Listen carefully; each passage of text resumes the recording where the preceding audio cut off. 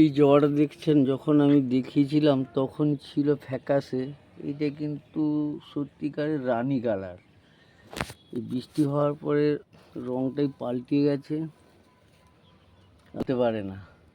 হালকা ছায়া রোদ এরকম অবস্থায় রাখতে হয় একে। এর জলও বেশি সহ্য করতে পারে না, কম পরিমাণ জল দিতে হয়। খাওয়ার একই খাদ্যের এটাকে ঠিক একই পরিমাণ দিতে হয়।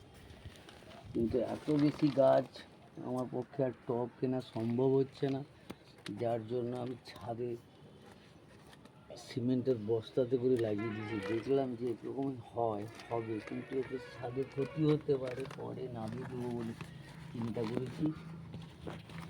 এক একটা টবের দাম 100-150 এরকম দাম, এত টব কেনা সম্ভব নয়। এরকম ফাঁকা জায়গা থাকলে বস্তার মধ্যেও গাছ ভালো হয়, টবের থেকেও ভালো হয় গাছ।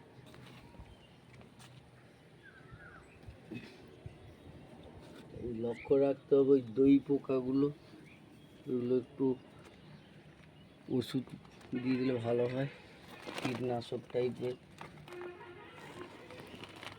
নাহলে শ্যাম্পুর জল দিলেও হবে।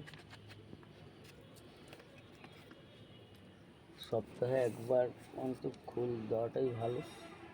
গাছ ঠিক থাকবে, সবুজ থাকবে, ফুলও প্রচুর আসবে। এই শুধু খোলের জল দেওয়ার জন্য, সরিষা খোলের জল দেওয়ার জন্যই ফুলগুলো এত আসছে, আর কোনো দেওয়ার দরকার নেই।